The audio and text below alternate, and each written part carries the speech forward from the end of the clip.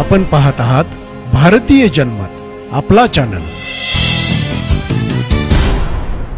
नमस्कार, मी मानसी धामणसकर। आपण पाहत आहात भारतीय जनमत न्यूज। नजर टाकूयात आजच्या ठळक घडामोडींवर। कैलासवासी मनीषा भाऊसाहेब भोईर ट्रस्टच्या वतीने हे आयोजन करण्यात येत आहे। हा सोहळा प्राध्यापक रामकृष्ण मोरे प्रेक्षागृहात संपन्न होईल।